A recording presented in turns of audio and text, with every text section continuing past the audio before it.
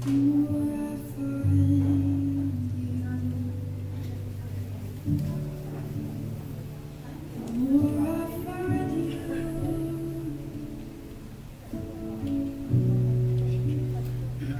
the more I love you. I wanna sit at your feet, drink from the cup in your hand, lay back against you and breathe. Feel your heartbeat. This love is so deep, it's more than I can stand. I melt in your peace, it's overwhelming.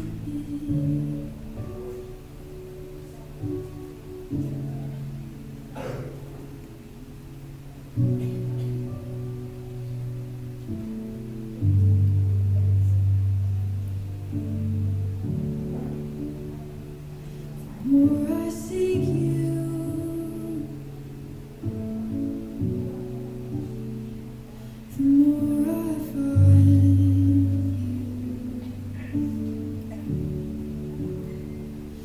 The more I find you, Lord, the more I love you. And I wanna sit at your feet, drink from the cup in your hand, lay back against you and breathe. Feel your heartbeat. This love is so deep, it's more than I can stand. I melt in your peace, it's overwhelming. I wanna sit at your feet, drink from the cup.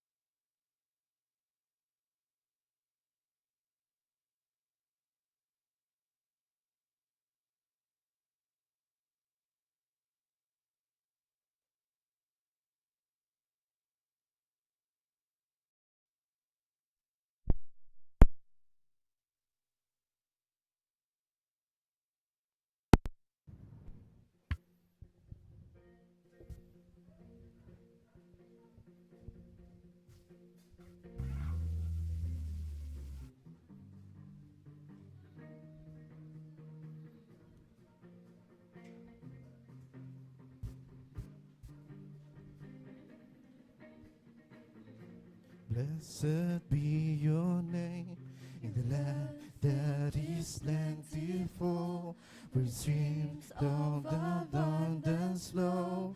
Blessed be your name. Blessed be your name, when found in the desert place, the walk through the wilderness. Blessed be your name. Every blessing you pour out, every blessing you pour out, I turn back to praise. When the darkness closes in, Lord, still I will say, blessed be the name of the Lord. Blessed be your name. Blessed be the name of the Lord. Blessed be your glorious name. Hallelujah. Blessed be your name, when the sun shining down on me, when the streams of abundance flow. Blessed be your name. Blessed be your name, when I'm found in the desert place, the walk through the wilderness. Blessed be your name. Every blessing you pour out, every blessing you pour out, I turn back to praise. When the darkness closes in, Lord, still I will say, blessed be the name of the Lord. Blessed be your name. Blessed be the name of the Lord. Blessed be your glorious name. Blessed be your name, with the sun shining down on me, when the world's all as it should be. Blessed be your name. Blessed be your name, on the road marked with suffering, there's faith in the offering. Blessed be your name. Every blessing you pour out, I turn back to praise. When the darkness closes in, Lord, still I will say, blessed be the name of the Lord. Blessed be your name. Blessed be the name of the Lord.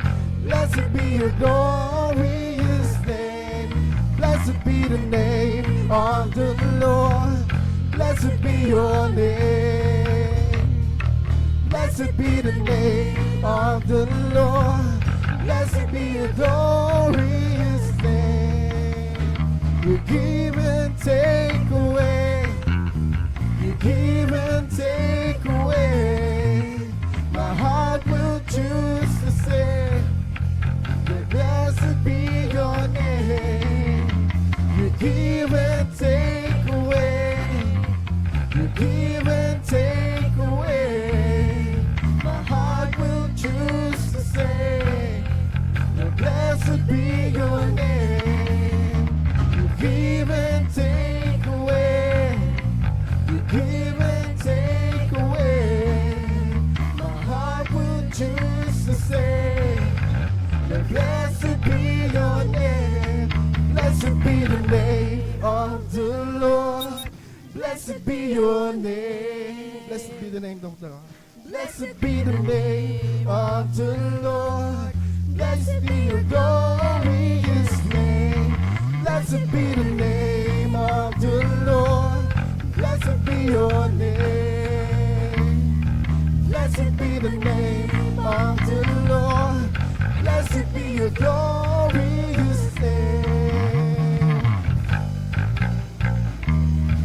Hallelujah. Hallelujah. Patuloy po nating awitan ng Panginoon.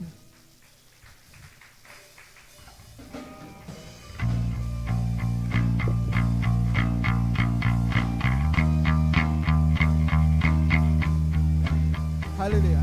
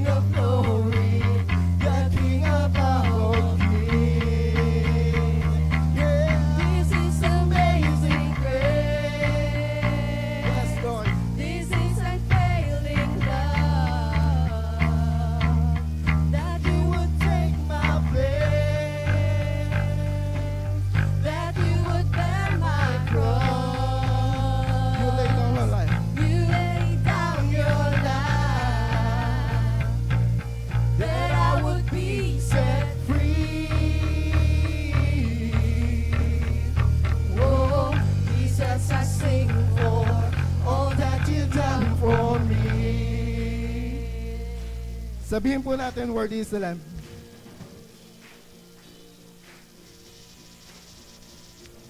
Worthy is the Lamb who was slain. Worthy is the King who conquered the grave. Worthy. Worthy is the Lamb who was slain. Worthy is the King who conquered the grave. Worthy. Worthy is the Lamb who was slain. Worthy is the King.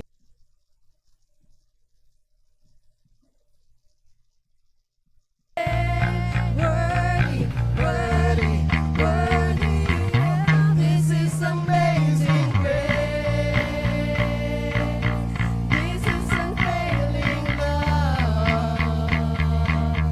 That you would take my place. That you would bear my cross. You lay down the You line. would lay down your life. That I would be set Oh, Jesus, I sing for all that you've done for me. hallelujah.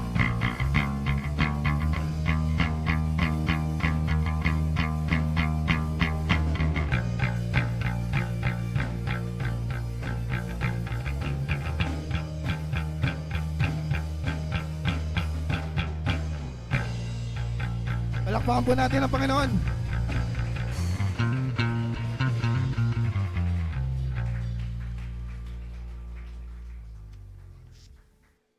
Hallelujah. Patuloy po natin papurihan ng Panginoon. Panginoon, narito kami para papurihan at sambahin ka, Panginoon.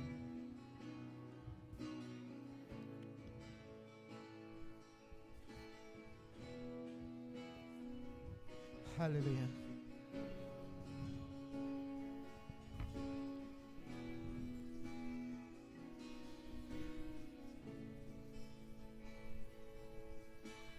Light of the world, you step down into darkness.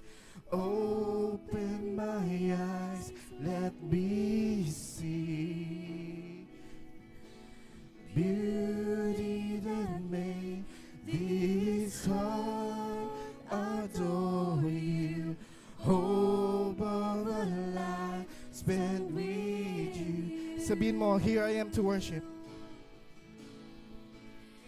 Here I am to worship.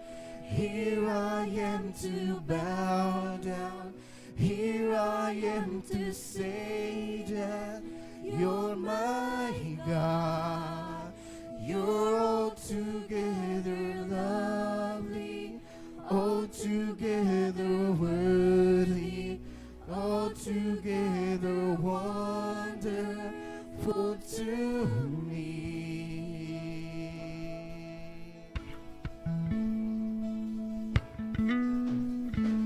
King of all days, oh so highly exalted, Lord, you sit in heaven above.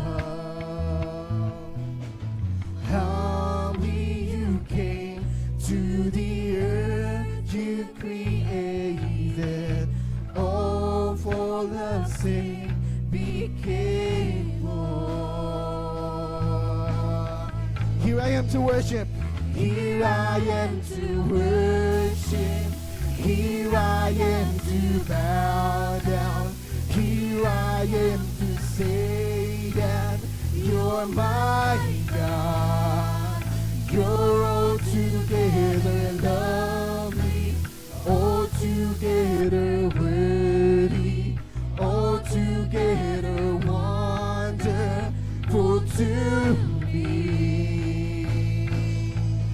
I never know how much it costs to see my sin upon that cross.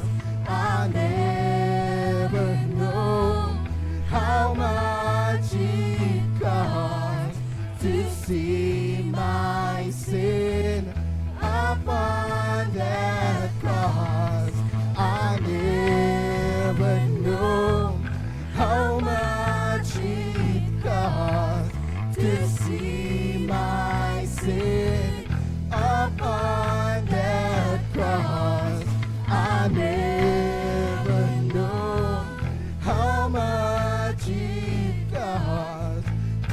see my sin upon that cross. Come on, church. Tumawag tayo sa Panginoon. Upon the name of the Lord. Come on. And be saved. Let's call upon the name of the Lord. Ililigtas ka niya. Call upon the name of the Lord and be saved. Call upon. Call upon. Call upon the name of the Lord and be saved. Sige kapatid, tumawag ka sa Panginoon.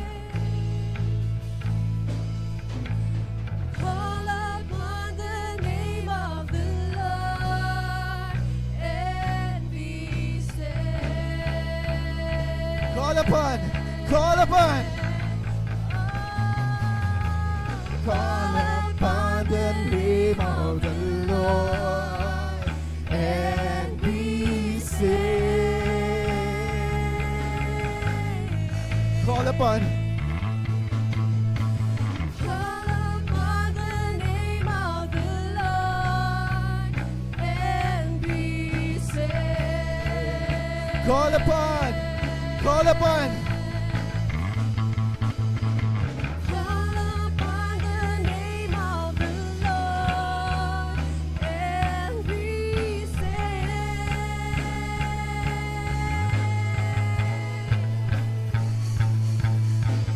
Call upon the name of the Lord and be saved.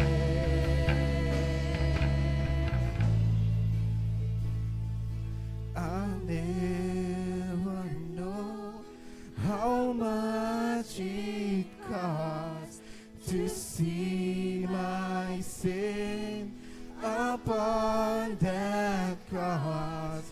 I never know how much it costs to see my sin upon. For the last time, I never know how much it costs to see my sin upon that cross. I never know how much it costs to see my sin upon that cross. Hallelujah.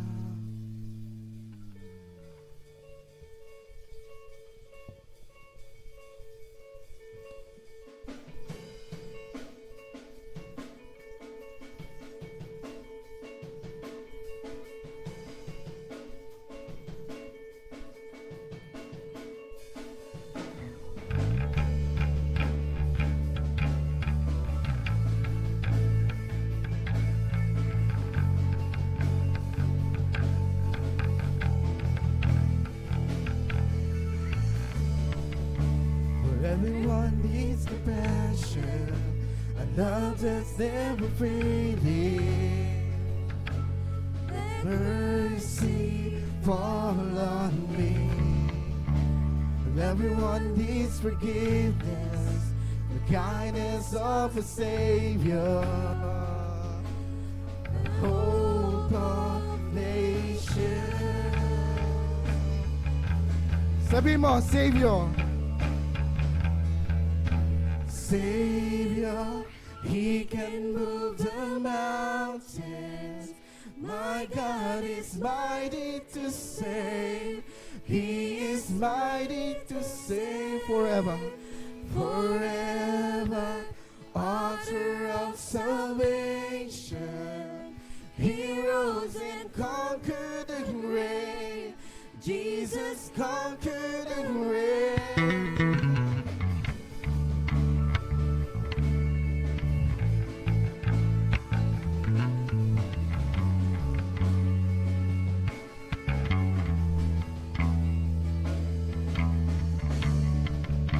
So take me as you find me, all my recent failures. Fill my life again.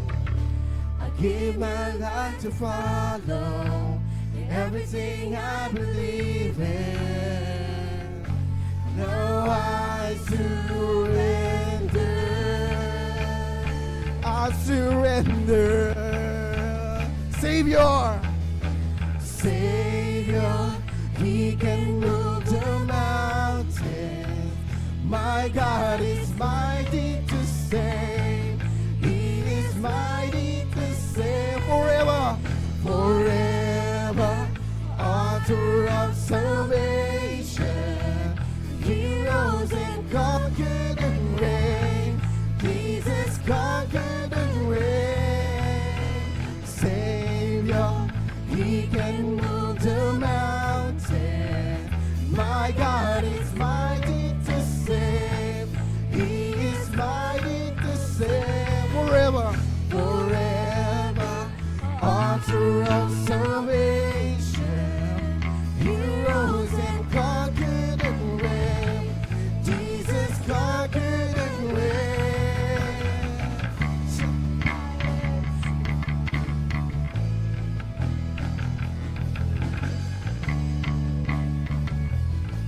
Let's sing. Shine your light. Shine your light and let the whole world see. We're singing for the glory of the risen King. Jesus, shine your light and let the whole world see. We're singing for the glory of the risen King. Savior, Savior, He can move the mountains. My God is mighty to save. He is mighty to save. Forever, Forever, honor of salvation. He rose and conquered and reigned. Jesus conquered and reigned. Savior, He can move the mountain. My God is mighty to save. He is mighty to save forever, forever. Author of salvation, He rose and conquered and reigned. Jesus conquered and reigned. Shine your light, shine your light and let the whole world see. We're singing for the glory of the risen King. Jesus, shine your light and let the whole world see. We're singing for the glory of the risen King. Sing, shine your light. Shine light, Let the whole world see. We're singing. for the glory of the risen King. Shine your light. Jesus, shine your light and let the Whole whole world see. We're singing. for the glory of the risen King.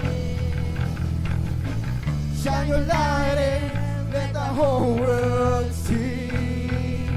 We're singing for the glory of the risen King. Jesus, shine your light and let the whole world see. We're singing for the glory of the risen King. Hallelujah! Hallelujah! Hallelujah! Hallelujah! Sige, church. Purihin natin ang Panginoon. Ito ang oras para magpuri. Come on, church.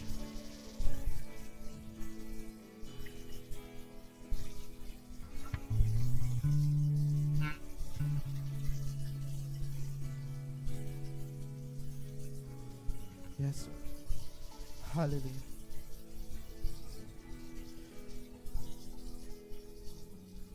Taas po natin ang ating mga kamay. Hayaan niyo pong ilid ko kayo sa panalangin. Aming Ama sa langit, maraming salamat po sa pagkakataon na kami ay makalapit sa iyo ngayong araw na ito. Panginoon, narito kami upang sumamba. Ikaw ang ilaw ng mundo at nagbibigay liwanag sa aming mga buhay. At ikaw lamang ang karapat-dapat sa lahat ng aming mga papuri. Panginoon, nagpapasalamat kami dahil ikaw ang makapangyarihan na tagapagligtas. Salamat sa iyong pag-ibig at biyaya na patuloy mong pinapakita sa amin sa araw-araw. Ngayong oras ng aming pagsamba, inihiling po namin, Panginoon, na ihanda mo po ang aming mga puso. Tulungan mo po kaming ilagay ang aming buong atensyon sa iyo at sa salita mo na aming mapapakinggan. Alisin mo ang anumang alalahanin o bagay na maaaring makagambala sa amin na makapagsamba sa iyo, Panginoon. Panginoon, tinatanggap namin ang iyong presensya sa aming kalagitnaan at inaalay namin sa iyo ang aming papuri at pagsamba. Lahat ng kalawalhatian sa Diyos, this is our prayer. In Jesus' name, Amen!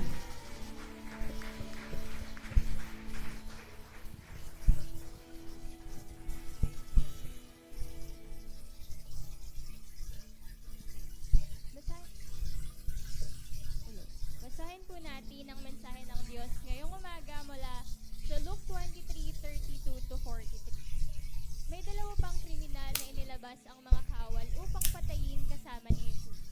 Nang dumating sila sa isang bundok na tinatawag na Bungo, ipinako nila si Jesus sa krus. Pinako rin ng dalawang kriminal, isa sa kanyang kanan at isa sa kaliwa. Sinabi ni Jesus, Ama, patawarin mo sila sapagkat hindi nila nalalaman ang kanilang ginagawa. Nagpalabunutan ang mga kawal upang paghati-hatian ang kasuotan niya. Ang mga tao na may nakatayo roon at nanonood habang si Jesus ay kinukutya ng mga pinuno ng bayan. Sinabi nila, iniligtas niya ang iba at ililigtas niya ngayon ang kanyang sarili. Kung siya ang Kristo na hinirang ng Diyos. Nilait din siya ng mga kawal. Nilapitan siya ng isa at inalok ng maasim na alak. Kasabay ng ganitong panunuya, kung ikaw nga ang hari ng mga Hudyo, iligtas mo ang iyong sarili. Meron ding nakasulat sa kanyang ulunan, sa wikang Griego, Latin at Hebreo. Ito ang hari ng mga Hudyo. Tinuya rin siya ng isa sa salaring nakapako sa tabi niya. Hindi ba ikaw ang Kristo? Iligtas mo ang iyong sarili at pati na rin kami. Ngunit pinagsabihan naman ito ng kanyang kasama. Wala ka nang bang takot sa Diyos? Ikaw ay pinaparusahan ding tulad niya. Lamang naman na tayo'y parusahan ng ganito dahil sa ating mga ginagawa. Ngunit ang taong ito'y walang ginagawang masama. At sinabi pa nito, Jesus, alalahanin mo ako kapag nagahari ka na. Sumagot si Jesus, sinabi ko sa iyo, isasama kita ngayon sa paraiso. Purihin po ang pagkabasa ng kanyang salita ngayong umaga. Sa oras pong ito, pakinggan naman po natin ang mensaheng ibabahagi ng Panginoon sa pamamagitan ni Pastor Levi Mendoza.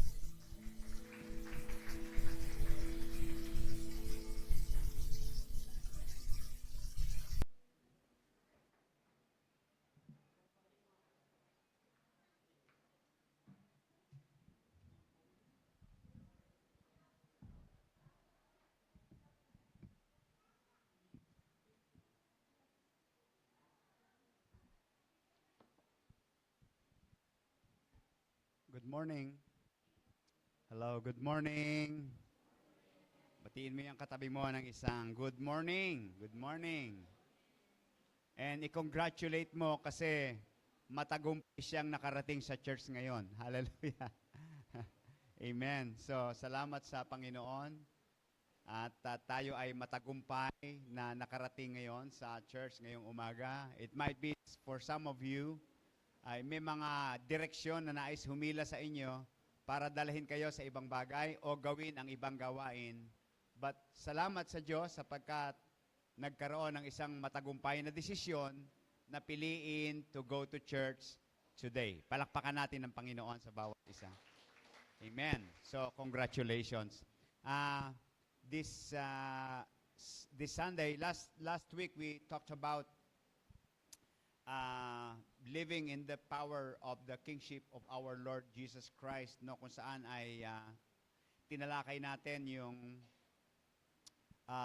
tungkol sa pagiging hari, kung paano siya itinuring, no? And in the story and in the message, we have pointed out based on the Word of God na ang pagiging hari ng Panginoon ay wala sa pagwagayway ng palaspas, wala sa pagsasabi ng magagandang salita ng Hosana, Hallelujah, praise the Lord, kundi ang pagiging hari ng Panginoon sa ating buhay ay nai-demonstrate natin sa pamamagitan ng paraan kung paano tayo namumuhay. So yun po ang pagiging hari ng ating buhay. Na ipapakita ito kung paano tayo nakikipag-relate sa ibang tao, ang mga prinsipyo, mga pananaw natin sa buhay. So dito napapakita ko sino ang hari. Sino yung nasusunod sa mga decision makings na meron tayo. Tayo ba, ibang tao, o ang Panginoon? No? And salamat sa Panginoon for constantly reminding us that sabi ni Lord, I am the way, I am the truth, and I am the life. No? So salamat sa Diyos as we continue to connect our lives to the Lord, laging triumphal ang ating landing. Amen? Laging matagumpay ang ating landing kapag nakakonect tayo sa Panginoon. Amen.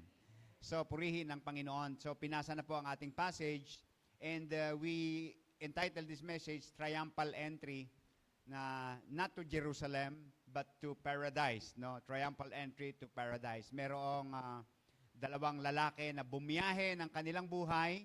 No? Yung isa ay nakarating, yung isa ay hindi. Okay. So, this is the focus of our topic today. And my prayer is that lahat tayo ay magkakaroon ng isang triumphal entry to paradise sa piling ng Panginoon. Amen po ba? Amen. So, siyempre, ito ang ating pangarap. Ito ang naisin, ito ang pinakamataas na layunin at naisin ng ating buhay. Now,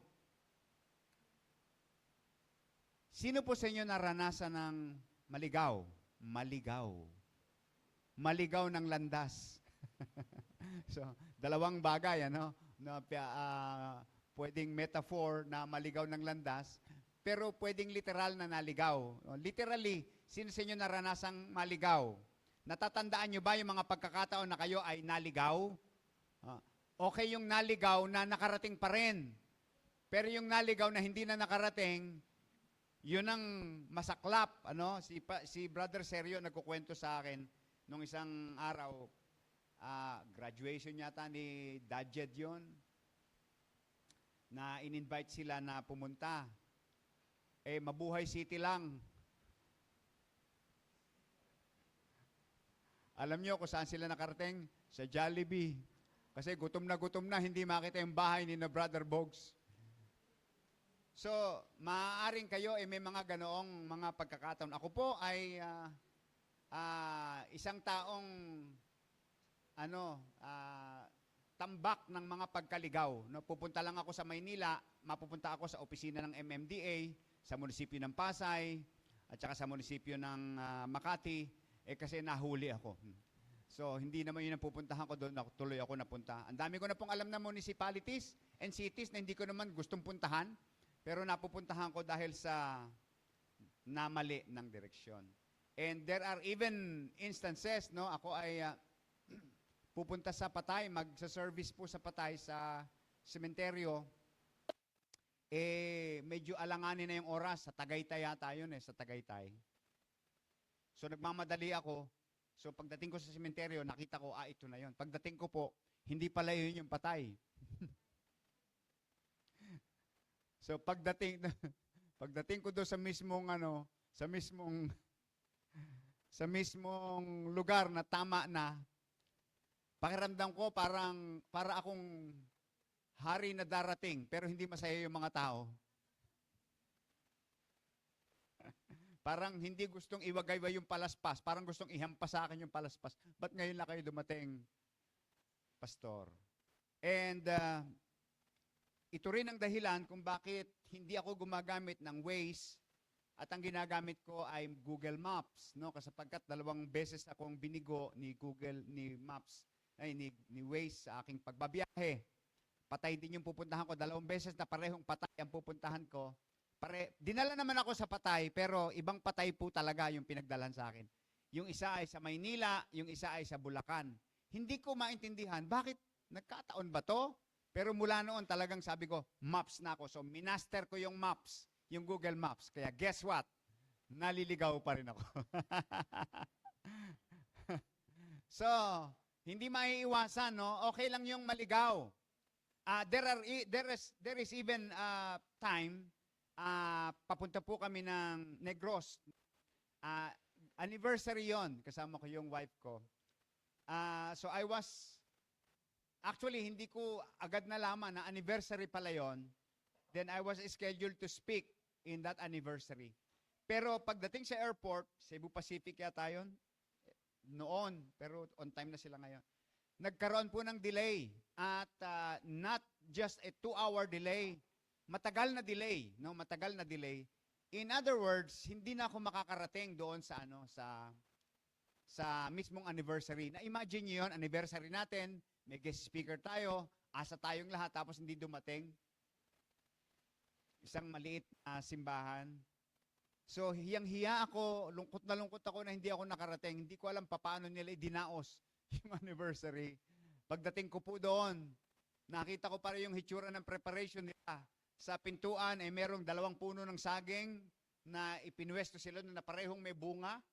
Yung parang pagpasok mo, espesyal ka. Kasi may 2 buwig ng saging na sasalubong sa'yo doon. At saka yung hinandaan po nila. So, it's awkward, no, na makaranas tayo ng mga ganyan. Okay lang maligaw, pero ang problema, mas masakit yung hindi ka makarating. Hindi po ba? No, sa biyahe ng buhay, gano'n naman eh. May mga kumukuha ng kurso, nursing, business ad, o ano man ang inyong kursong kinukuha.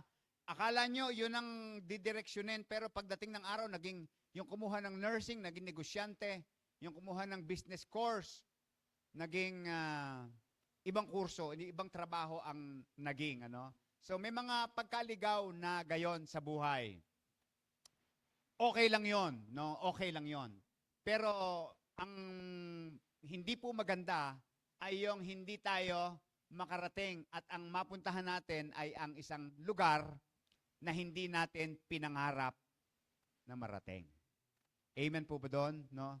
And this is where I am so thankful to God because growing up when I was in my teenage years, ang akin pong biyahe, bukod sa seryoso naman ako na nag-aaral kahit papano, natututunan ko na yung lahat ng mga, alam nyo na, yung mga natututunan ng mga karaniwang kabataan na hindi sobrang matitino, no?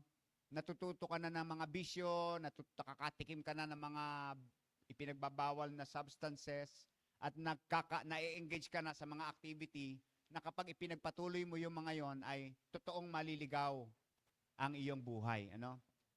Pero salamat sa Diyos, I was in those years of my life, 18, 19 years old, doon dumating yung pagkakataon na dumating si Lord sa buhay ko at binago niya yung direksyon ng aking buhay. And the rest was history and I am now a pastor. Salamat sa Diyos, no? At nawa po sa biyahe ng ating buhay, anuman yung ating tinahak, anuman yung ating narating, anuman yung kinahinatnan ng buhay natin, hindi man tayo naging matagumpay sa mundong ito, hindi man natin nakamit, naligaw man tayo sa gusto nating marating sa buhay, pero hindi iyon yung ideal family na gusto mo, hindi ganun ang nangyari. Yung ideal husband, ideal wife, hindi yun ang nakuha mo. Yung ideal kind of life, hindi yun. Ideal amount of money, hindi yun ang nakamit mo. Pero okay lang yun. Pero huwag sana mangyayari, no, na pagdating ng end ng ating buhay, ang landing natin ay sa dagat-dagatang apoy ng impyerno, no, sa kaparusahang walang hanggan. And this is what happened to these 2 persons sa kanilang biyahe ng buhay. No, this is a triumphal entry, again, not to Jerusalem, but to, according to Jesus, paradise. So, nung pagkakataong yon, after, alam natin na nung pumasok si Lord sa Jerusalem, that was really a time where Jesus was ready. He was ready, without reservations, without retreat, without changing of minds. He was decided, he was determined no, na ipagkaloob ang kanyang buhay. Alam niya ang magaganap sa kanya, alam niya ang mangyayari sa kanya, alam niya kung ano ang maririnig niya, alam niya kung anong gagawin sa kanya, alam niya kung ano ang dadanasin niya. Pero itong alam na ito, hindi ibig sabihin na alam niya, gusto niya. If you will recall, before this time that he entered Jerusalem, we find him in the garden we call Gethsemane, kung saan siya ay nananalangin, the most intense prayer Jesus had as we read it in the Bible, where yung kanyang pawis ay mistulang patak ng dugo because dahil doon sa tensyon na naglalaban sa kanyang kalooban, and in the human, being in human, ay ipinapahayag niya that napaka-inhuman nung mararanasan niya. Inhuman because hindi ito kayang i-contain sa isipan ng isang tao yung mararanasan na yon. At alam natin yung nangyari, no? Kaya nanalangin siya, Ama, if you are willing, take this cup from me. Naintindihan nyo, no? Ganoon katindi yun. But in the end, naglanding siya sa tagumpay. Sabi niya, not my will, but your will be done. That was the prayer. At nung nandun siya, ready siya. Kaya noong siya ay pinako sa krus, ginawa ang lahat ng ito, para siyang, sabi ng Bible, para siyang isang tupang dadalhin sa katayan, ni hindi man lang nag-struggle, hindi man lang lumaban. He was very much ready at that time. No, yun yung pagkakataon na yon. So, and along with him, alam natin na nung siya nasa krus na, hindi lang siyang naroroon. Merong dalawang tao na bumiyahe din ang kanilang buhay at naglanding sila sa krus. Isa sa kanan, isa sa kaliwa, nakapako, nakasama ng Panginoon. At alam natin na iyon ay hindi basta-basta nangyari lang. Ang bawat pangyayari po sa Biblia at bawat ginagampanan at ginagawa ng Panginoon, lahat ito ay mayroong mensaheng ipinapakita. He died on the cross. He was on the cross with two, hindi lang obvious, kundi truthfully na talagang mga makasalanang mga tao na karapat dapat parusahan, katanggap-tanggap, alam ng mga tao yon, pero napako siya doon, kasama nila, samantalang siya ay walang kasalanan ni isa. From day one, when he was born, until that time, siya ay hindi nakagawa o gumawa ng anuman ni katiting o isamang kasalanan. So he was there sa kasama yung mga makasalanan na ang ipinapakitang mensahe sa mukha ng mga tao, siya ay makasalanan. So he was there. Pero ang ating pong tutunghayan ay yung dalawang nakapakong kasama niya sapagkat ito ay merong kaugnayan sa dalawang uri ng tao na nasa crucial, nasa tawag dito, final lap ng journey ng kanilang buhay. At dito, napaka-importante ng desisyon na kanilang gagawin sapagkat whatever decision they make at this point in time, at this point in their life, ang consequence po is eternal. Meaning, wala nang bawian. Hindi na pwedeng mabago. Hindi na kagaya to na naligaw ka, pwede ka pang humanap ng ibang direksyon. Magre-reroute ka lang, magre-redirect ka lang, makikita mo pa rin kahit huli. Sabi ng mga Pilipino, huli man at magaling. No? So, pero ito po ay very crucial. Napakahalaga kapag ng desisyon na iyong gagawin. There are two directions na kanilang patutunguhan after this. Paradise or hell. So, kasama ng Diyos sa langit o kaparusahan sa impyerno. Ito po yung decision. And I pray na sana hindi tayo dumating sa point na andito na rin tayo saka tayo magdidesisyon. This is why this message is being shared today. So, there are three persons na ating tatalakayin. One is the one who refused paradise. So, remember our title? Triumphal entry to paradise. Okay. So, the one who refused paradise. Sabi ng Luke 23:39, one of the criminals who hung there hurled insults at him. He said, "Aren't you the Messiah? Save yourself and us." Sabi nung nakapako, di ba ikaw yung tagapagligtas? Ikaw yung Mesiyas na pinangako? Bakit hindi mo maligtas yung sarili mo? Ligtas mo, pati kami. Iligtas mo dito. Yung criminal po in the original is called in the KJV, King James version na male factor, which means evil doer, no? Hindi lang wrongdoer, talagang evil doer. Certified, condemned criminal, walang duda, masamang tao talaga siya. So, hinuli siya, litis siya, hinulan siya, at binigyan ng parusa na nababagay sa kagaya niya. Parusang kamatayan. At matapos siyang litisin, hinagupit, dinala sa labas ng syudad para ibitin sa krus sa pamamagitan ng pagpapako. Yung nangyari po sa Panginoon, hindi noon lang nangyari yon. That has been the practice for terrible criminals. So, dama niya yung agony ng pain, siyempre. At alam niya na sa oras na yon, anumang oras sa araw na yon, mamamatay siya. Hindi mo papangarapin ang kanyang naging kalagayan. Pero sa kabila nito, ng kanyang sitwasyon na ito,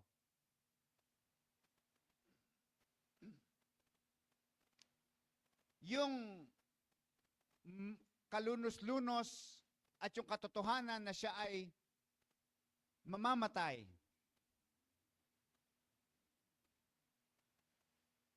ay mamamatay pa rin siya sa puntong ito na walang Diyos sa kanyang buhay. Naging masama siya nang nabubuhay kasi walang Diyos yung kanyang puso.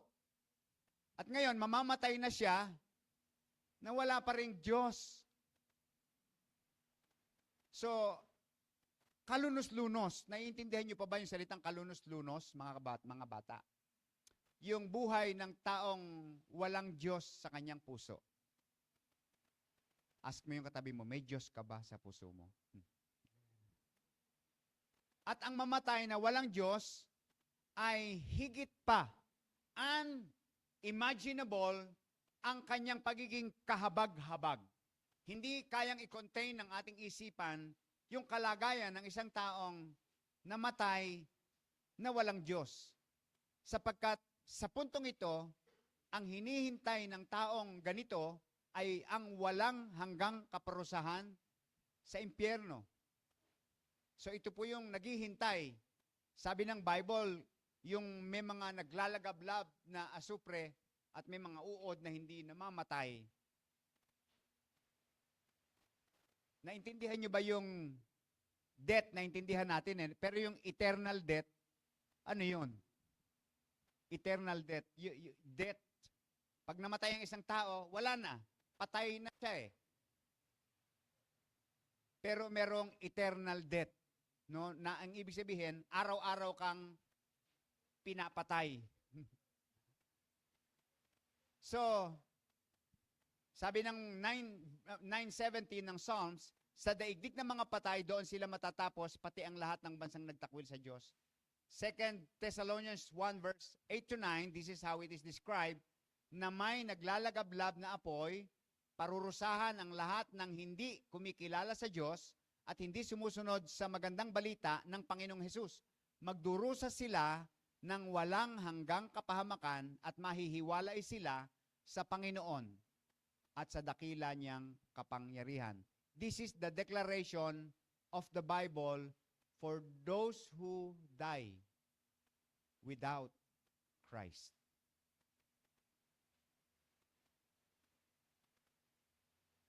So kaya yung namatay ang isang tao, nakakalungkot na, pero mas nakakalungkot na mamatay ang isang tao na walang Kristo sa kanyang puso.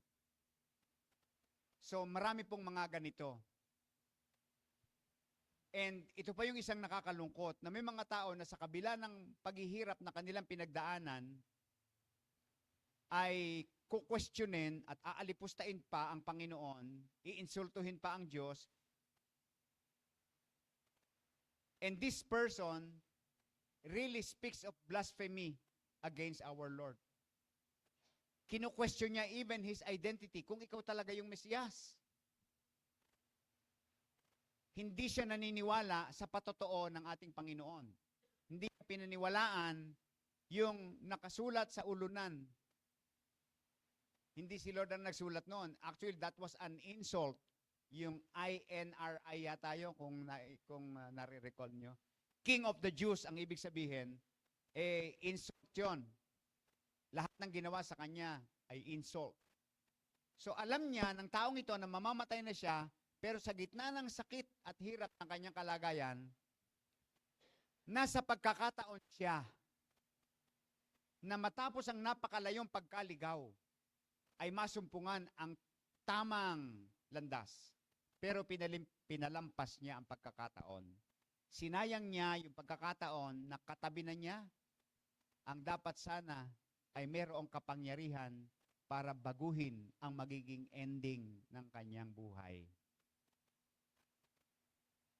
Mapalad siya, at alam mo, mapalad ka rin, sapagkat wala ka man doon sa krus, present si Lord sa iyo ngayon. Doon sa pamamagitan ng kanyang mga sinalita, sa pamamagitan ng kanyang pakikitungo sa Panginoon, malinaw niyang ipinakita na reject niya si Lord. Pinakita niya kung saan nakatuon ang kanyang puso. Naligaw siya.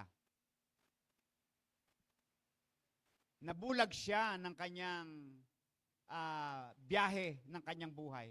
Binalot ng kadiliman at kasamaan ang kanyang puso. So, sayang ang biyahe niya. Alam niyo po, lahat ng tao ay binigyan ng Diyos ng pagkakataon na maging kagaya ng isang kriminal na ito. Lahat ng tao binigyan ng Diyos ng pagkakataon na makilala siya. Na makapagdesisyon in favor sa dapat na maging desisyon niya na may kinalaman sa kanyang buhay na walang hanggan. Ang dami nating ginagawang desisyon sa buhay and we prioritize all those decisions. Pero maraming tao po nasasayang yung isang pinakamahalagang desisyon. Sana ginawa mo na to. I hope and I pray na ginawa mo na to. Ang criminal number 1, larawan ng maraming tao na marahil hindi nila harapang tinutuya ang Panginoon ng hayagan. Hindi direct, pero meron pa rin mga diretso na, wow, nagagawa nila yung mga bagay na yon. Pero sa pamamagitan ng kanilang pamumuhay, dinedenay nila ang pangangailangan nila ng Diyos. Maraming tao pong ganon. Sinasabi nila na naniniwala sila sa Diyos by mouth, pero in practicality, they act like they don't have God. Sa pamamagitan ng kanilang pananalita, ng kanilang mga gawa, wala kang mababakas na may connection sa Diyos ang kanilang ang mga bagay na ito. Yung iba naman, gumagamit ng pangalan ng Diyos, pero hindi sa paraan na mayroong paggalang, pagsamba at kabanalan.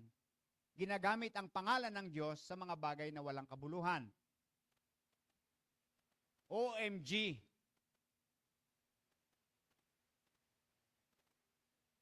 ang mga ganitong actions of denying Jesus with their lips and with their lives are forms of insult and refusal to the one who have all the power to take them to paradise.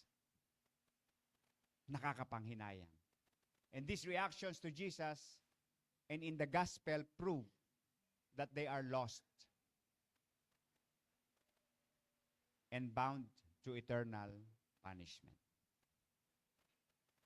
Sabi ng Romans 6:23, for the wages of sin is death. Now, kung ikaw yung nasa kalagayan na kagaya ng criminal number 1, sabihin ng naabot mo yung kalingkingan ng kanyang kasamaan, baka wala naman ditong naging ganong kasama. Na, alam niyo po ba itsura ng isang taong pusakal na masama?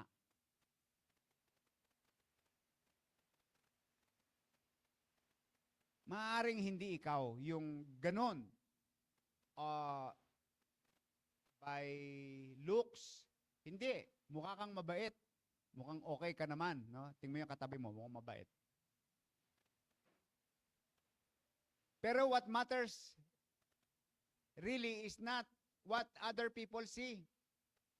What matters is who you really are. Yung takbo ng isip mo, yung laman ng puso mo, yung laman ng kalooban mo, yung mga bagay na ginagawa mo, yung mga bagay na iniisip mo. So, maring hindi ka kagaya niya. Pero kung alam mo na walang kinalaman sa Diyos ang mga ginagawa mo sa iyong buhay, hear this advice. Do not stay that way. Huwag ka manatili dyan. And for sure, God does not want you to stay that way. Ikaw at ang mga kagaya mo ang dahilan kung bakit namatay si Kristo sa krus. Salamat sa Diyos sapagkat namatay si Kristo para sa akin. Para buksan yung pintuan, papasok sa matagumpay na paraiso. Sa piling niya, magpawalang hanggan. If you live your entire life as a sinner, and you don't call yourself a sinner, but you know that you are a sinner, sabihin na, ang dami mong pinagagawa sa buhay mo, pero alam niyo po, yung pagiging sinner, hindi lang ito may mamaya later on we'll tackle more on that. Pero hindi lang ito may kinalaman doon sa kasi ang pagiging makasalanan kadalasan ay nagbo-boil down lamang sa kaisipan natin sa mga pagkakataon na tayo ay nakakapanakit ng tao, nakakasakit ng damdamin ng tao, nang lalait ng tao, ng insulto ng tao, ng dadaya ng tao, gumagawa ng masama sa aking kapwa. Kaya ang katwiran ng maraming tao as an excuse, hindi ako nanlalamang sa kapwa. Wala akong ginagawang masama sa laban sa aking kapwa. In essence, they are saying, hindi ako masamang tao. But that does not really tell that the person is hindi masamang tao. Do you get the point, mga kapatid? Pag sinabing unbeliever, hindi ito tumutukoy lahat sa masamang tao. Ang simple at payak na definisyon ng unbeliever ay isang taong maaaring ikaw na ang pinakamabait na tao. At mas mabait ka pa kaysa sa mga born again. Pero yun ang pinanghahawakan mo sa buhay. Kaya hindi ka, sinasabi mo na hindi mo kailangan ang Diyos. That's an unbeliever. Isa lang sa kategorya yung masamang tao. No? Pero pwedeng mabait ka, magbait kang asawa, mabait kang magulang, okay ka, ayos ang buhay mo, walang masasabi yung mga tao sa iyo. Pero ikaw ay isang unbeliever. Kasi hindi ka nagpasya na may kinalaman sa ating Panginoong Hesus, na may kinalaman sa kanyang pagiging tagapagligtas. I hope we are getting the point. Ano? So, if you live a sinner, your entire life as a sinner, please, don't die a sinner.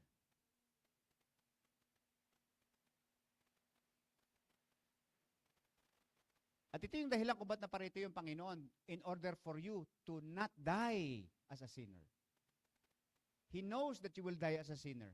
That's why Jesus came. Somebody have died already. May namatay na para sa mga makasalanan na kagaya mo. May namatay na para sa iyo. May namatay na para sa akin. At ito ay walang iba kundi ang ating Panginoong Jesus. Tinanggap niya na mamatay bilang isang makasalanan. Pero ginawa niya yon upang iligtas ang isang makasalanan.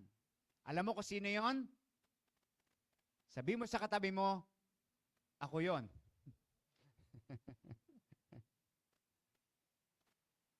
To save us, the real sinners. So, malungkot yung istorya ng isa. He refused paradise. I pray na ang lesson na ito, ang mensaheng ito, tungkol sa taong ito, ay magsilbing malaking paalala sa atin na hindi tayo maglanding sa maling destinasyon ng ating buhay. And number 2, the one who embraced paradise. He embraced. The other one refused, but this one embraced paradise. So, siya yung nagsabi sa kanyang kasama niya, sabi niya sa katropa niya, wala ka bang takot sa Diyos? Pinaparusahan ka. Nagaya niya. Tama lang yon, naparusahan. Kasi ginawa natin. Pero itong taong ito, sabi niya, wala siyang ginawang masama. So, nirebuke niya. Sinyeran niya yung kanyang katabi. Nag-share siya sa kanyang katabi. He shared the gospel. Pwede pala ng isang makasalanan mag-share din ng gospel?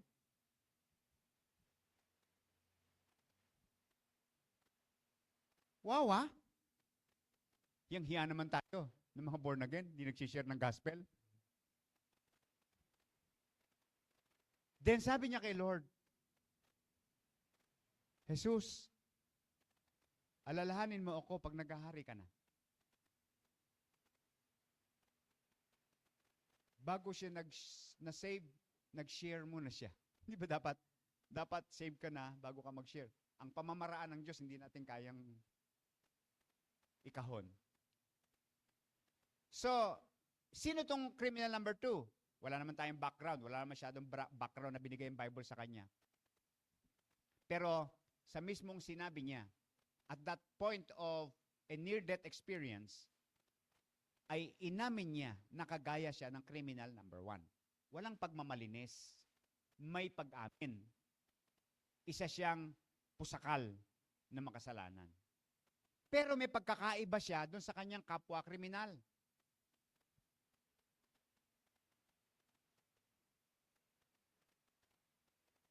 May pagbabago ng isip na nangyari sa kanya. Sa puntong yon. Kaya nga po yung repentance, pagsisisi, you know the meaning of repentance? Change of mind. Nagkaroon ng pagbabago sa isip niya. Yung katropa niya dati, naaway niya na ngayon. Kasi nagkaroon ng pagbabago sa isip niya. Nirebuke niya yung kapwa niya, magnanakaw o pusakal o kriminal at that time. What happened? Ano nangyari? Let's imagine, ano ba nangyari sa taong ito at that point in time? Alam niyo yung conviction? I believe dumating sa kanya yung conviction.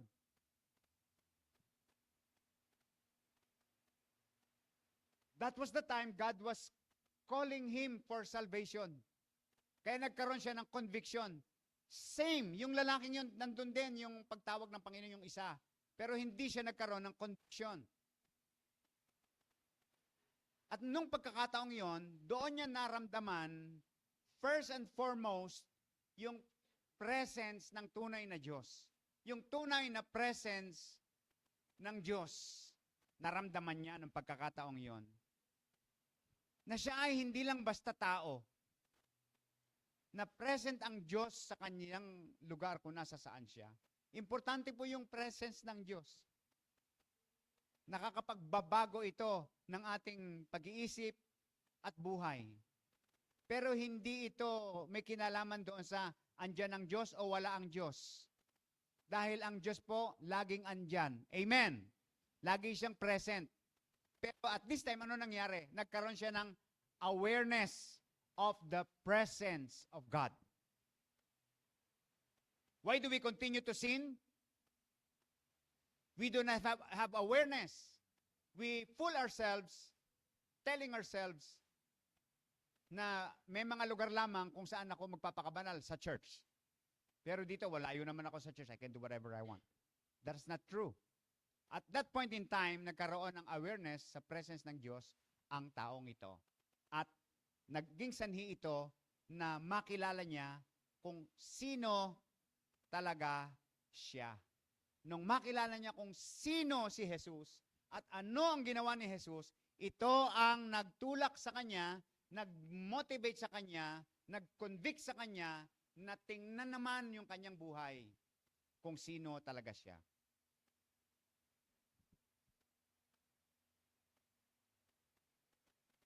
His eyes were opened and his heart was convicted. So, ano yung nakita niya na nagpabago ng kanyang isip? Marahil, nag-umpisa, no? Iba yung attitude ni Lord. Tahimik lang siya. Walang, kakaiba yung kanyang response to sa ginawa sa kanya. Marahil itong kakaibang response sa mockery, sa kung ano-anong insulto na binato sa kanya, baka ito ang nagpa-curious. Na-curious siya. Anong klase ito? This is the first time I saw a man like this. Daming application, ano? Ito ang dahilan po kasi ang mga tao hindi naman talaga handa na makinig sa salita ng Diyos agad. Hindi handa na makinig sa gospel agad. Bago nila buksan ang kanilang tenga, nakabukas muna yung kanilang mga mata. At kapag nakakita sila ng dahilan para buksan ang kanilang tenga, doon palang bubukas ito. Kung nakakita yung mata ng dahilan para buksan ang tenga, doon palang bubukas ang tenga para makinig. What is the point? Christians, believers, napaka-importante ng nakikita sa atin before we ma-master muna kung paano mag-share ng ABC of salvation, paano mag-share ng gospel kahit walang hawak na Bible. Alam mo na kung paano gawin yan, lahat ng technicals, dynamics, and everything. Pero pag walang makita na dahilan para ikaw ay maging karapat-dapat, wala naman talagang totoong karapat-dapat. Pero at least nakita na mayroong naging pagbabago sa iyong buhay, that's when people listen to you. So, marahil nagbalik sa alaala niya yung mga bagay na kanyang narinig kay Lord. Impossible na hindi niya nalaman yung tungkol kay Lord. Yung kanyang mga tinuturo, yung kanyang mga himala, lahat ng mga tanda na nasaksihan ng mga tao. Marahil sa oras na ito, na alam niya na mamamatay na siya, anumang sandali, nagkaroon siya ng pagninilay-nilay. Di ba pag yung tao mamamatay na, doon niya naiisip kung ano lamang ang mga bagay na talagang mahalaga. Wala na siyang pakialam sa mga paborito niyang tourist destination. Wala na siyang pakialam sa mga paborito niyang pagkain, sa mga signature na damit. Wala na siyang pakialam doon. Ang iniisip niya yung totoong mahalaga. Marahil nabuksan ang kanyang puso sa oras na ito at nadama niya ang pag-ibig ng Diyos. Sa isang makasalanan na kagaya niya. At narinig niya ng kanyang espiritu yung tawag ng kaligtasan. Pero ano man yung kumumbinsi sa kanya na si Jesus ay nakapako kasama niya, hindi bilang isang ordinaryong makasalanan, na-realize niya na ang Jesus na ito ang Messiah. So in his mind, the word Messiah became real. At isa lamang at siya lang ang tanging pag-asa. Kaya, habang nakabitin siya sa krus, but he was in the presence of the Savior, he confessed and he acknowledged that he is a sinner. Hindi ba't dapat lamang tayo naririto kasi makasalanan tayo? He humbly admitted that he is a guilty sinner. And he humbly admitted that he deserved his punishment. Lahat to, sinambit niya. Maaring hindi in a form of a speech, but those short statements carry the weight of his conviction and his decision and the change of mind that happened in him. He knew where Jesus is headed. That's why he said, "Take with me to paradise." At buong pagpakumbaba siyang nagpahayag na kailangan niya si Jesus. Wow. Alam niyo ba, ito ang if you are looking for the most beautiful love stories, sometimes it does not happen between a man and a woman. This is a very, very beautiful love story.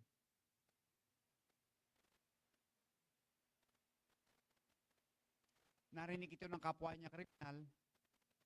Narinig ito ng lahat ng mga tao naroroon na saksi sa mga nagaganap. Pero ang pinaka-importante sa lahat, mga kapatid, narinig ni Jesus ang kanyang confession. Narinig ni Jesus ang kanyang desisyon. Then, Luke 23:42, Jesus said, he said, "Jesus, remember me when you come into your kingdom." Very short prayer. But the impact is eternal. Maraming nananalangin kay Lord, pati kasalanan ng kapitbahay niya, pinagsisisihan niya.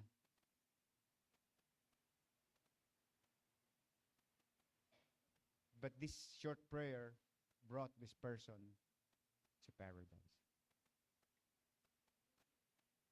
Mararamdaman mo dito ang lahat ng mga bagay na nakapaloob. Like, he was sorrowful about the life he wasted. He expressed his sorrow over the wrong deeds. He was so sorry for the wrong choices he made. He regretted his wasted opportunities. This bitter feeling over a life he was not meant to live. Nung pinanganak siya, hindi naman ganun ang gusto niya, pangarap niya. Pero yun na naging direksyon niya, naligaw siya. Pero salamat nga sa Diyos, kagaya ng marami sa atin na naligaw, nasumpungan natin ang Panginoon. Kaya andito ka ngayon. Amen? Taas ang kamay ng mga naligaw pero nasumpungan ni Lord. Hallelujah! Palakpakan natin ang Panginoon sa kanilang mga buhay. Batiin mo yung katabi mo. Sabi mo, congratulations, you will be with Jesus in paradise. Hallelujah! He was repentant. From deep within his heart, he admits he is a sinner. Isa po sa mga hakbang sa kaligtasan ay ang hakbang ng pagsisisi. And we gave a simple definition of true repentance. It is not defined by the amount of tears and by the words that we say. It's defined by the change of mind, change of direction. Bago ka masumpungan, dapat ma-establish muna na ikaw ay nawawala o naliligaw. Maintindihan mo muna. You cannot repent unless you admit na ikaw ay naliligaw. Tama po ba? Hindi ka magsisisi hanggat di mo tinatanggap na ikaw ay makasalanan. Pero mas madali sa atin ang mga tuwiran. Hindi nga tayo marunong mag-sorry eh. Kapag nagsosorry tayo sa kalaunan, pag ina-analyze mo yung litanya mo, may kasalanan, yung hinihingi mo ng sorry. Sorry kasi ikaw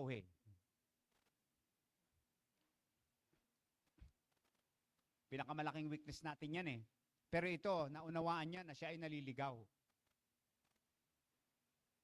When sin is revealed, when sin is acknowledged and confessed, Jesus extends forgiveness and redemption. It's only the time na tayo ay totoong kumilala kung sino tayo, anong ating ginawa, anong ating kaugnayan sa Diyos, kay Jesus at sa kanyang ginawa. Kapag inamin natin na lahat ng mga bagay na ito walang kinalaman sa Kanya at inamin natin na walang direksyon ang ating buhay at mapapahamak tayo at nakita natin sa Kanya na Siya pala ay naparito para baguhin yung direksyon natin para hindi tayo maligaw at triumphantly magland tayo kung saan niya nais na maparoon tayo. That is the time that the born-again experience happens. Sabi ng 1 John 1:9, pwede bang basahin nyo kasama ko? Andyan ba? Everyone please.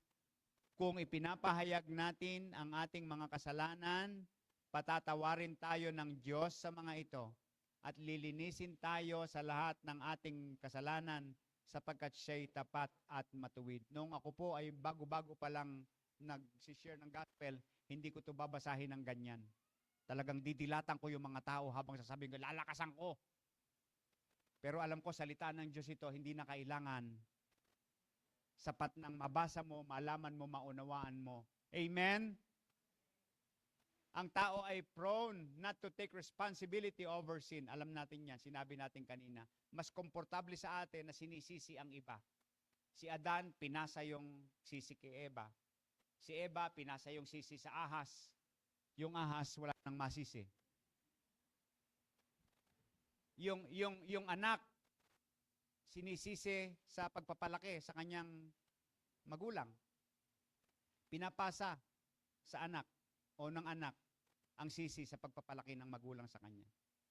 Sinisisi natin yung offender sa ating hindi pagpapatawad, di ba? Kaya hindi kita pinapatawad dahil sa iyo. Pero hindi naman ganoon ang pagpapatawad. Sinisisi natin ang ating pagkakamali o yung ating pagiging makasarili sa mga tao na nagkait sa atin ng tulong. Hindi natin nauunawaan na yung tulong, wala naman tayong karapatan dun sa tulong. Tulungan ka o hindi, wala namang kasalanan yung tao sa iyo. Pero itinuturing mong kasalanan niya pag hindi ka niya tinulungan. Sinisisi ng asawang lalaki ang pambababae niya sa kanyang asawang babae. Kasi lagi kang amoy sibuyas, amoy bawang. Tapos pagpasok ko, malakas pa yung putak mo kaysa putak ng manok natin.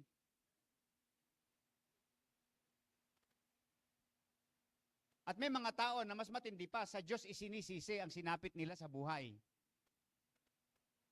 At marami pang iba mga halimbawa.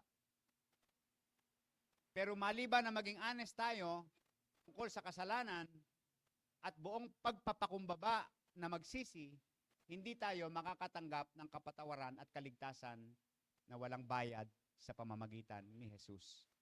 Ang kasalanan ay kasalanan. Pero mga kapatid, gusto sana mag-elaborate tungkol dito, no? Kasi dapat tayong maging aware kung papaano binabago ng mundong ito at binibrainwash ang isipan ng mga tao at unti-unti kung mapapansin ninyo, binibigyan nila ng bagong katanggap-tanggap na definisyon at impression ang kasalanan. Ayaw na tatawagin kasalanan ang kasalanan kasi makaka-offend ka. Tapos may batas na tungkol sa offense. Na kapag na-offend mo yung isang tao, pwede kanyang kasuhan kasi na-offend mo siya. Kaya yung magnanakaw, wag mo sabihin magnanakaw siya, baka siya ma-offend.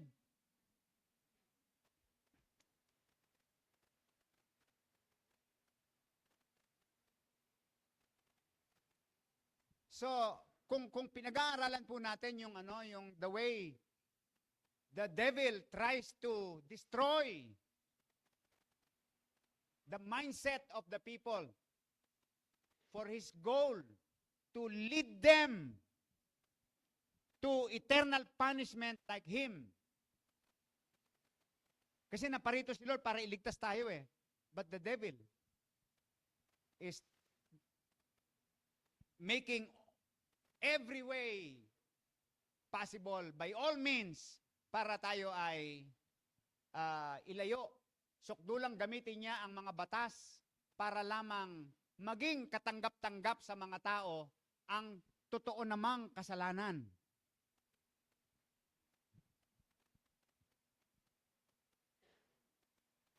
Alam niyo po ba yung word na sodomy? Sodomy? Sodomy. Hindi na yan ginagamit ngayon. May ibang term na ginagamit na dyan ngayon na acceptable sa mundong ito. Sodomy has to do with sexual activities. Alam niyo po ba na may mga sexual activities na pinagbabawal ng Bible? Alam niyo po ba na may mga sexual activities na kinamumuhian ng Diyos? Na sinabi niya na ang mga ginagawa ng ito'y nakahihiya at hindi nila maiiwasan ang parusa ng Diyos sa mga taong gumagawa nito. Alam niyo po ba yon?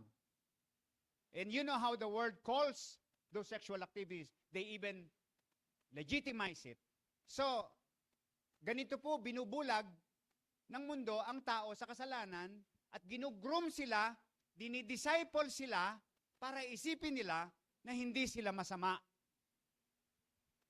In fact, pinauunlad pa nga at pinahuhusay ang mga taong ito para kapag sila ang nag-share ng kanilang gospel, maniniwala yung mga tao. Maraming Kristiyano na naniniwala sa Bible, hindi na maniniwala sa Bible. Maraming Kristiyano na naniniwala sa tinuturo ng Bible, hindi nila paniniwalaan ng Bible. Kasi merong isang taong tumayo at nagbigay ng kanyang argumento para patunayan at sabihin na hindi masama ang bagay na iyan.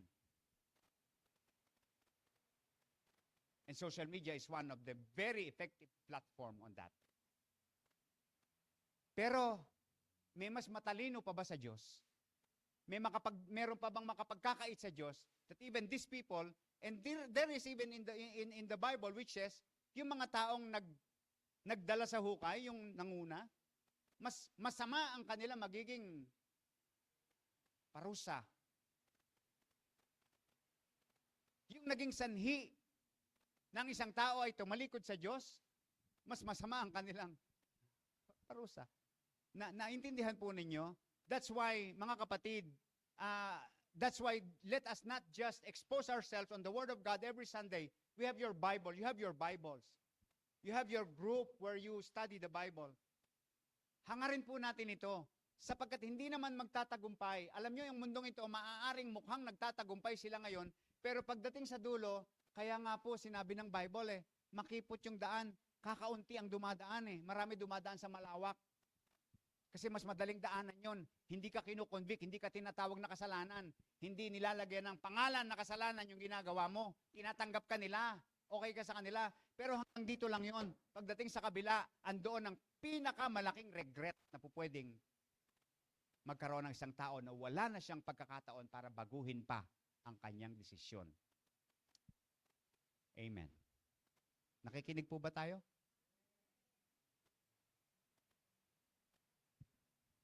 Malibang mamulat ang tao sa kanyang totoong kalagayan at tingnan niya ang kanyang kasalanan, kung papaano ito tinitingnan ng Diyos, hindi siya maliligtas.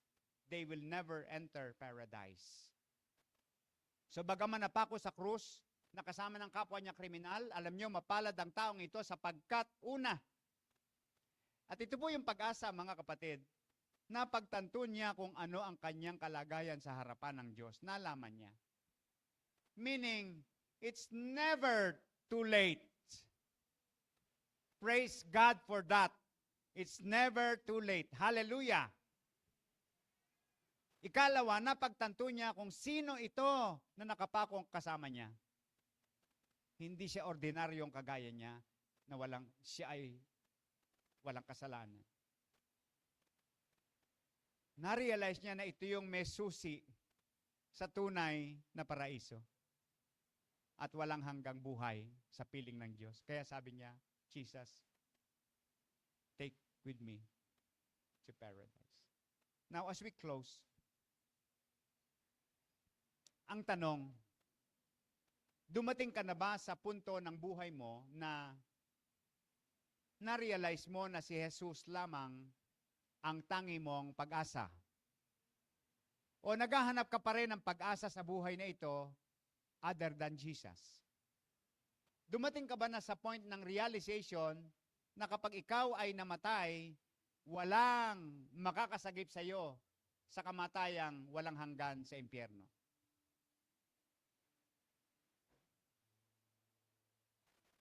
Hindi ito magagawa ng pera, hindi ito magagawa ng ari-arian na napundar mo, hindi ito magagawa ng mga taong tinulungan mo, hindi ito magagawa ng mga accomplishments mo sa buhay, hindi ito magagawa ng mga pangaral na tinanggap mo, hindi ito magagawa ng pagiging mabuti mong tao. Si Jesus lang ang makakagawa nito. Why? Because the third person on the cross is the one who offers paradise. He is there to offer us the paradise.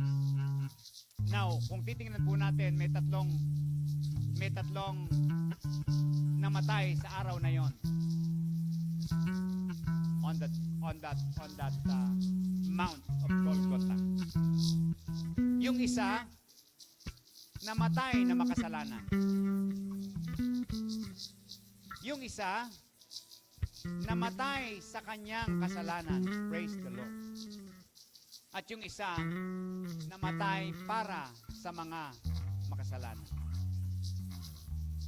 Yung namatay sa kanyang kasalanan, yung namatay na makasalanan, hanggang sa huling sandali ng kanyang buhay, na binigyan siya ng pagkakataon na makapagnilay-nilay, hindi lahat ay binibigyan ng ganitong pagkakataon.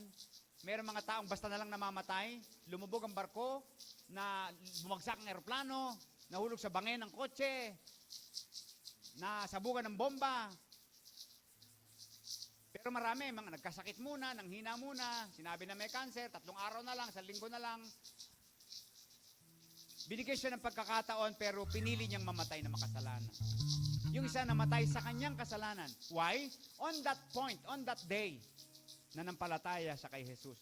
Makikita natin dito na ganon kakapangyarihan ang desisyon para sa pagtanggap at pagsisisi ng kasalanan at pagtanggap sa Panginoon. Hindi mo na kailangan pang balikan ang mga ginawa mong kasalanan. There are times like that na hindi mo na kailangan. Once Jesus sees your heart, that you are sincere, you are true, walang pretension, buong pag-amin, buong pagkilala na kailangan mo ang kaligtasan, kailangan mo siya, sapat na kay Jesus yun. At papatawarin ka. Papawiin niya ang iyong mga kasalanan. At ang isa namatay para sa kasalanan, si Jesus yun. Binigay niya yung kanyang buhay upang tayo ay tumanggap ng kapatawaran at iligtas sa ating kapahamakan. Now, nais kong gumawa ng isang simpleng panawagan, announcement, everyone. Kung merong andito ngayon, and even those who are with us online, naririnig mo ito, at ikaw ay hindi pa gumagawa ng isang pasya na lumapit kay Jesus, tumawag sa Kanya, magsisi, tanggapin siya bilang tagapagligtas, huwag mo nang palampasin ang pagkakataong ito. Kung gagawin mo yung pagpapasyang yan ngayon, maliligtas ka.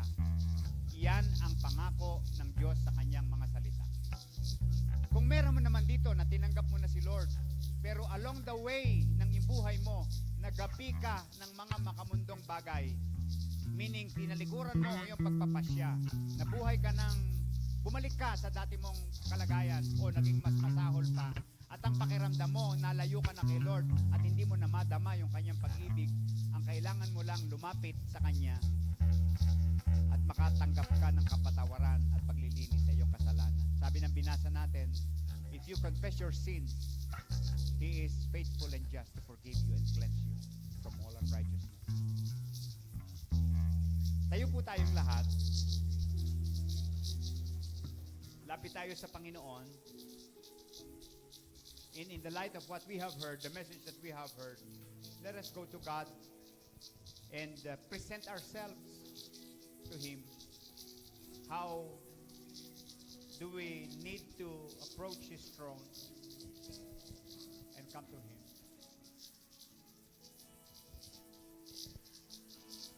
Call upon the name of the Lord and be saved.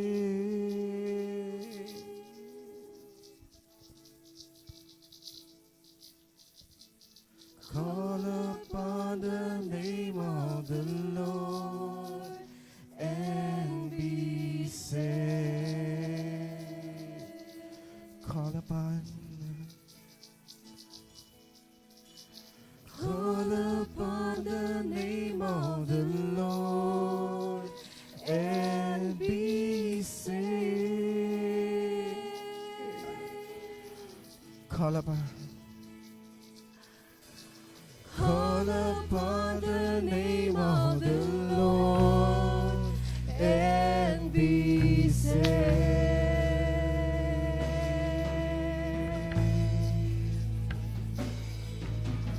Call upon the name of the Lord and be saved.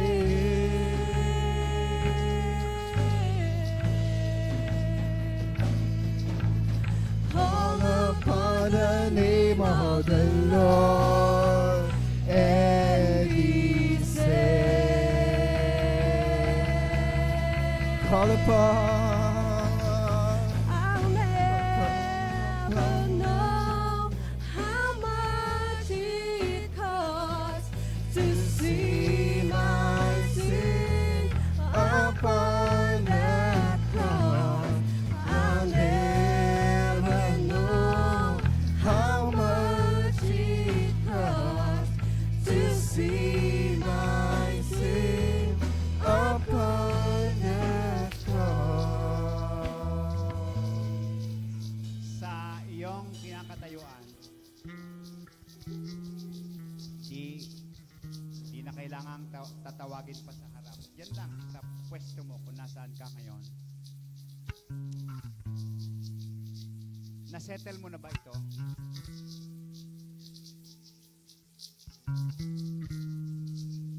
Na kilala mo ba at naunawaan mo na ba kung bakit naparito si Jesus? Iniwan ng langit, nagkatawang tao, nabuhay bilang isang pangkaraniwang tao, nilabanan ang kasalanan, sinunod ang mga kautusan, at sa huli, ibinigay ang kanyang buhay at namatay sa krus bilang isang makasalanan. Ginawa niya ito para sa iyo. Naparito siya, ang misyon niya, iligtas ka. Dahil default natin ito, tayo ay makasalanan, mapapahamak, hindi tayo matagumpay na makakarating sa paraiso. Walang chance. Kaya nga siya namatay para dito. Now, kung sakasakaling wala ka pang ginagawang desisyon, hindi ka pa nagpapasya, hindi ka pa gumagawa ng isang desisyon na pinaka-importante sa lahat ng desisyon, natanggapin siya at ihayag sa kanya ang tunay mong kalagayan, sino ka, pagsisihan ang iyong mga kasalanan, at kilalanin siya bilang tagapagligtas ng iyong buhay. Baka ito yung pagkakataon na inilaan ng Panginoon kung saan ay nararanasan mo yung tinatawag na conviction. Kung habang nakikinig ka, nakikita mo yung sarili mo, ikaw yon, at kailangan mong gumawa ng desisyon, simply make that decision with all honesty before God. Buksan mo yung puso mo. Huwag kang mahiya sa Kanya. Sapagkat sabihin mo sa Kanya o hindi, alam naman niya ang lahat ng bagay. Wala namang nalilingid sa Diyos. Hindi naman tayo makapagtatago sa Kanya. And in the day of judgment, kung pipilitin mong patuloy na itago ang iyong kalagayan, ang iyong buhay, hindi ka makakalusot sa Kanya. Pero by that time, wala ka ng pag-asa. Pero naparito si Lord ngayon, hindi para i-judge ka. Naparito si Lord para iligtas ka. At ang isang desisyon na hinihintay niya na gawin mo, ay ang tanggapin siya at kilalanin siya bilang tagapagligtas at Panginoon. Pagsisihan ang iyong lahat ng kasalanan at kilalanin siya bilang tagapagligtas. Kung gusto mong gawin ito, silently. You don't even have to raise your hand. In your heart, with you and Jesus,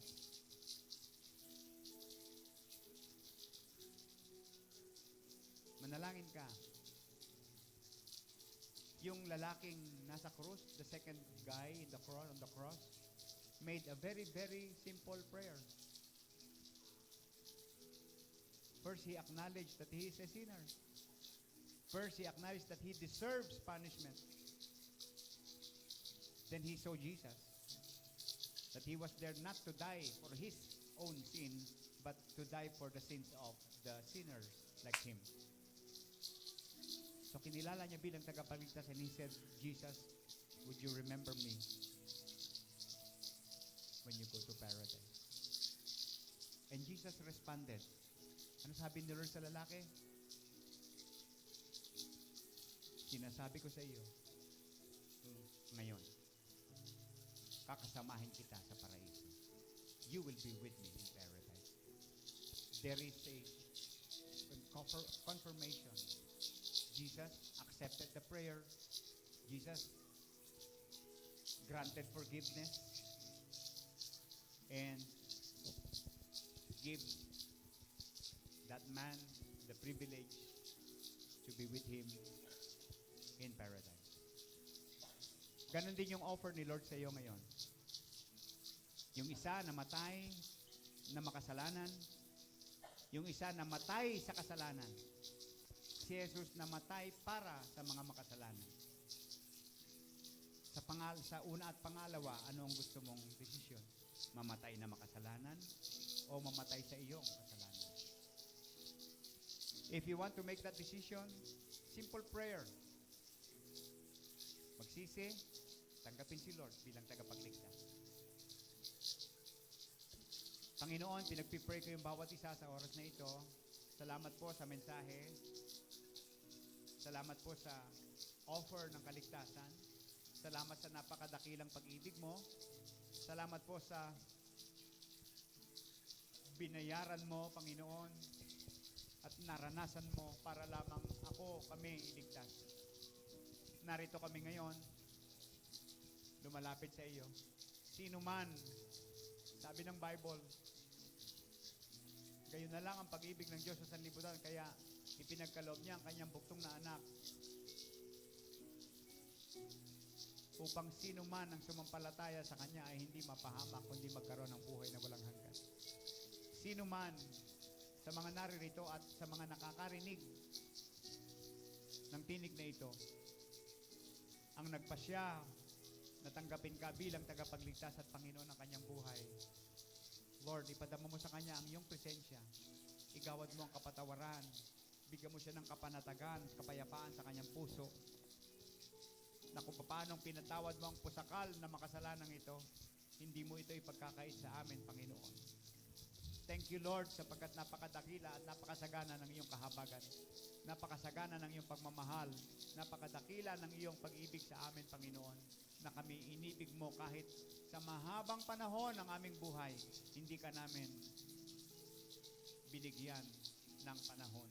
Pero narito kami, Panginoon, sa iyo at niaalay ang nalalabing buhay namin, Panginoon. Maaaring hindi pa kami mamamatay bukas o maaaring mangyari din ito, hindi naman namin alam ang bukas. Pero isang bagay ang nais naming tiyakin, gaano man ang ihaba pa ng aming buhay, ang nais namin ay matiyak na ito ay nakaalay na kay Jesus. Na ang buhay na ito ay maglilingkod na kay Jesus. Ang buhay na ito ay mamumuhay ayon sa pagpapatawad, kaligtasan, at bagong buhay na inialay ni Jesus. Pagpalain mo po ang bawat isa, samahan mo kami sa aming mga desisyon, at patuloy kaming lumago sa pagkakilala at pamumuhay sa iyo. Ito po ang panalangin namin sa pangalan ni Jesus. Amen. Ang pag-ibig ng Diyos, ang kanyang pakikipisan, at patuloy na kaligtasan sa pamamagitan ni Jesus ay makamit ng bawat isa sa atin mula ngayon, bukas, at magpakailanman. At ng mga minamahal ng Diyos ay magsabi ng Amen. Amen. Amen. God bless you all.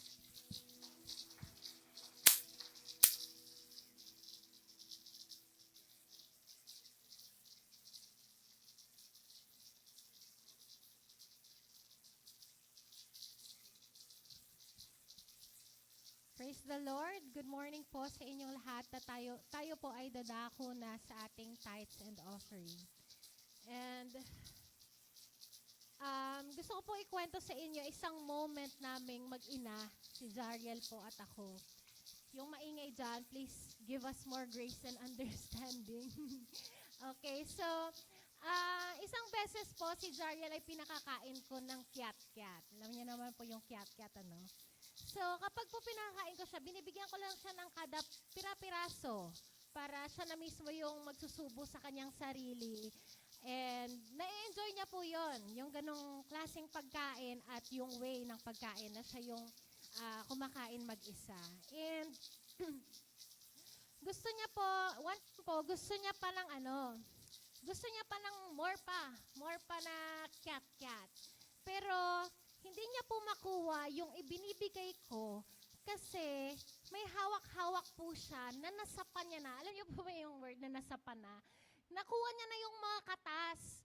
Yung pulp na lang po, yung wala nang laman yung hawak niya.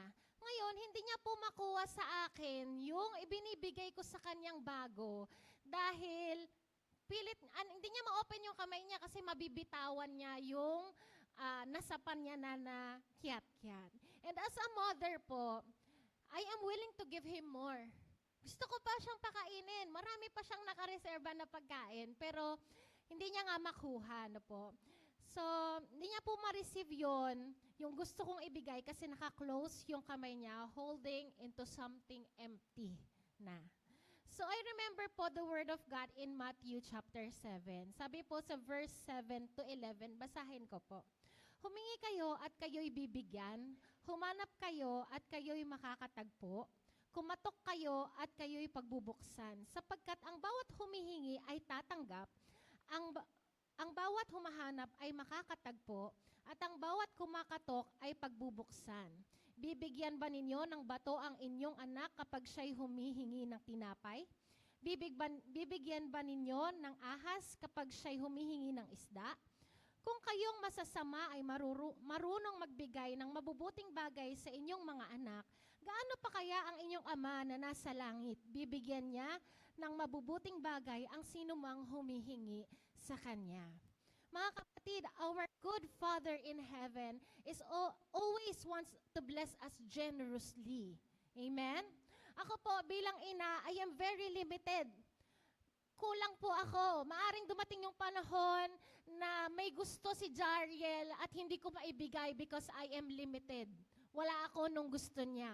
But all of us, tayong lahat po mga kapatid, ang Ama natin na nasa langit, hindi po kailanman siya nagkukulang. Lahat ng pangangailangan natin, meron po siyang supply para dyan. And nasa Kanya pong lahat yan at kaya niya pong ibigay sa atin. And this is a reminder for everyone na baka pray tayo ng pray, katok tayo ng katok, hingi tayo ng hingi, hanap tayo ng hanap, pero tayo pala ay hindi ready. No po?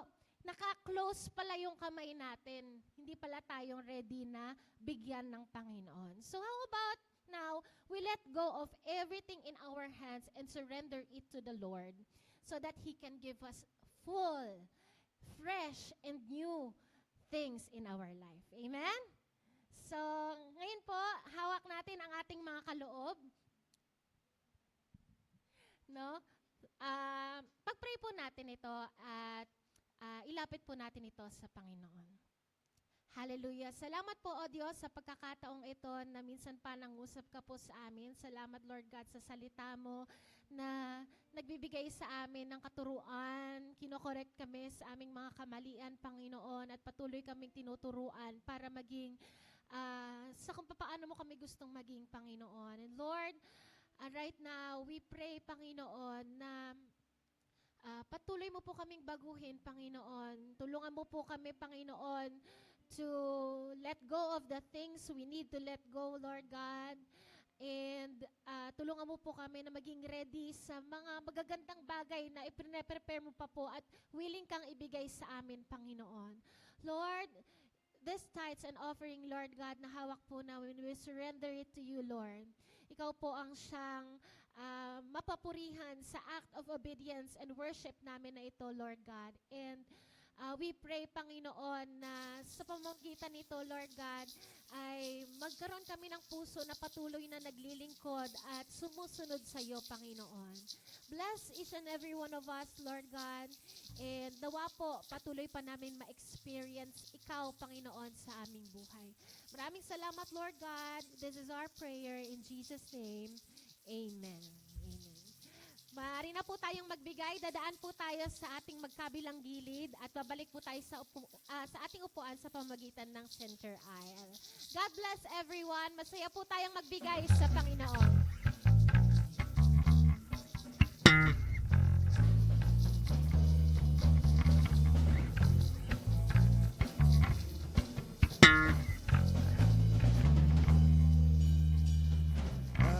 Aking Diyos, ang ilang manunubos, buhay ko'y sa'yo.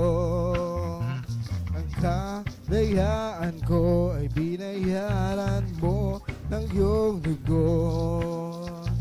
Aking Diyos, biyaya mo'y sugdulan, papuloy ko'y sa'yo. Sa krus, ginapi mo ang kamatayan, pag-asa ko'y lubos. Ay kayang gawin, lahat kayang harapin. Sa biyaya mo, titindig ako. Buhay ay kayang sa palad mo. Sa pangako mo, di mabibigo. Tagumpay ay tiyak sa biyaya mo. Sa biyaya mo. Oh, oh, oh.